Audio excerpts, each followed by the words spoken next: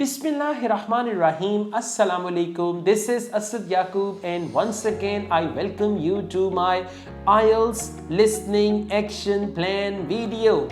Action plan means what plan of action you should have when you do Ielts listening. Well, guys, before we go into this discussion, you should know very clearly that there are four parts of Ielts listening, and you should be very clear in which part what type of questions may appear, okay, or you may come across. For example, part 1. In part 1, for the most part, you are going to get one word and or a number for the most part. Otherwise, it can be two words and or a number. Okay, and if the tests are old, there can be multiple choice questions as well in part 1. So in part 1, you may come across multiple choice questions, one word and or a number, no more than two words and or a number, and all that. Now, part 1 is initial part of Ielts listening, and in the beginning, they will give you half minute to read questions 1 to 4, 1 to 5 or 1 to 6, and then further half minute to look at questions 6 to 10, 5 to 10 and all that. Okay. Now, what to do? If it is question type which is sentence completion, you must see what sort of or what part of speech is going to be the answer, number 1. Number 2, what category of nouns or words is going to be the answer. For example, question number 1.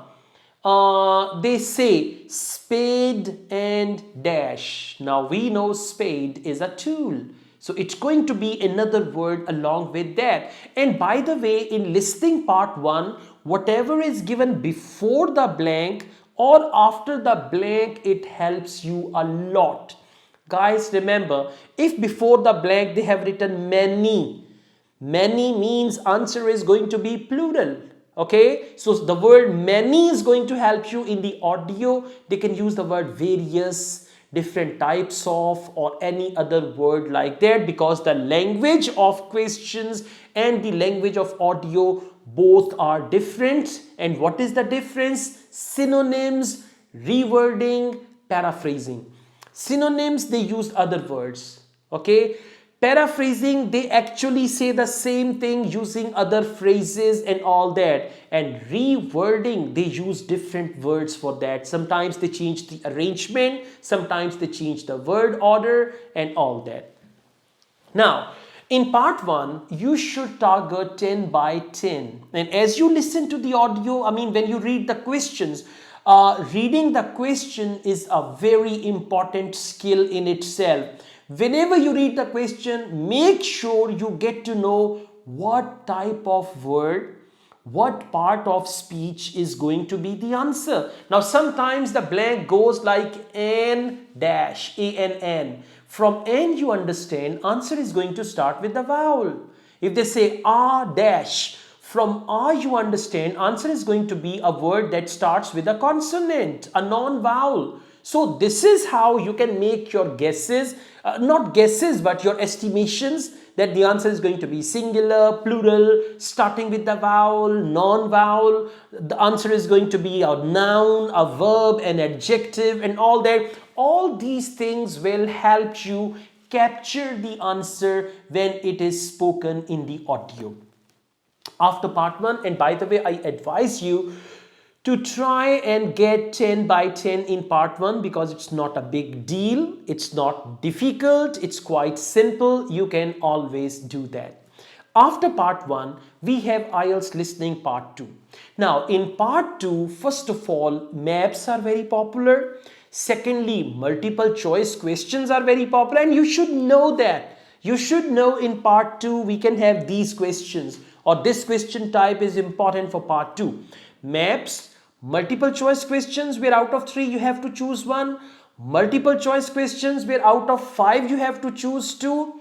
Then we can have some sentence completion, table completion type of questions. So, and otherwise there can be some matching type of questions. So out of these 5, remember, there will be only any 2 types of questions, because in each part of IELTS listening, they give you 2 to 3 type of questions, but mainly 2 type of questions. So for part 2, again, whatever the type of question is, you should have a complete understanding that if it is multiple choice, I will read the question carefully and the options, I'll skim read the options, and in the audio they will speak about 2 options negatively and oppositely. I have to eliminate those options. In multiple choice, elimination is the best way. Instead of looking for the right answer, if you eliminate wrong choices they speak of, you will always easily find the right answer.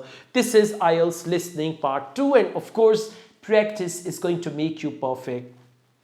I have solved various tests where part 1, part 2, part 3 and part 4 videos are separately available on my channel. Just go through the playlist and you will find them all.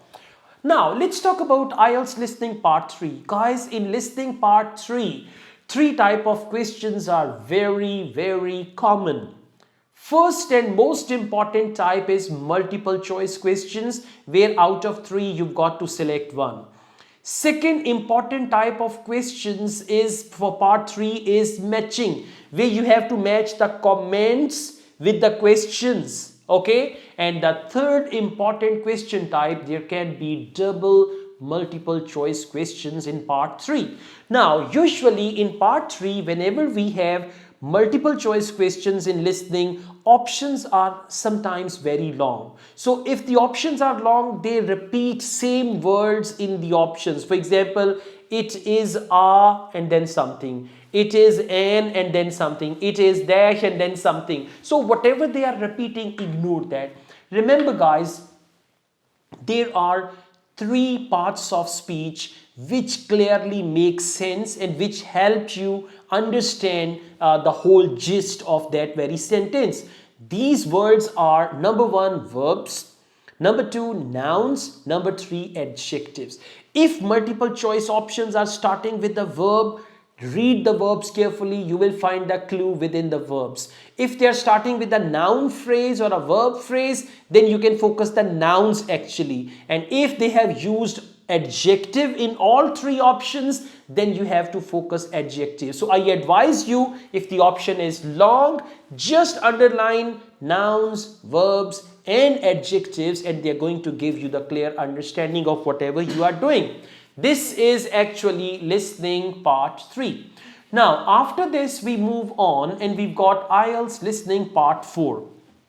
For the most part, this is what I say, whatever you lose in IELTS listening part 3, because sometimes in part 3 audio is very fluent, sometimes the questions are difficult, sometimes part 3 flies over your head. So this is what I recommend my students, whatever you miss in part 3, you can make up for that in part 4, because part 4 for the most part is one word only.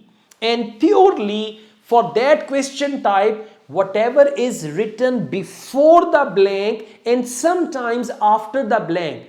When after the blank, they have a blank and then they write and then the next word they write. So in that case, what is written after the blank? And sometimes they write something before the blank and then they say and then there is a blank. So whatever is written before the blank, you need to underline that and you need to look for the synonyms, paraphrasing or rewording of that many word. For example, of that very word. For example, if the word is given various, for various they can use different. For various they can use a variety of. For various they can use many or any other word like that. So you should just see and then you must know answer is going to, the tips I gave you for part 1, the same type of tips are going to help you in part 4.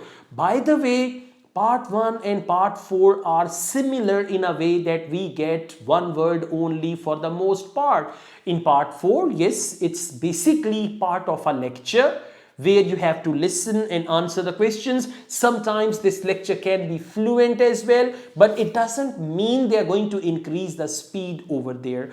My videos are separately or my separate videos are available on part 4. You can just go through them. So guys, let me tell you, If you practice part 1, part 2, part 3, part 4, and you know the type of questions that you come across, and you also know what are your strengths in IELTS listening, what are your weaknesses, and you turn your weaknesses into strength through practice, through massive action, most definitely you will be able to get a very decent band score in IELTS listening. I know many of you need 8 band in IELTS listening, so all these guidelines are going to help you with that. All the best, guys. I also teach IELTS online all over the world and on campus here in Lahore. If you want to be the part of my online or on-campus IELTS classes, my WhatsApp number is given. You can contact me for that. Asad Yaqub truly wishes you best of luck. Take care and best of luck with your IELTS preparation. Take care. Allah Hafiz.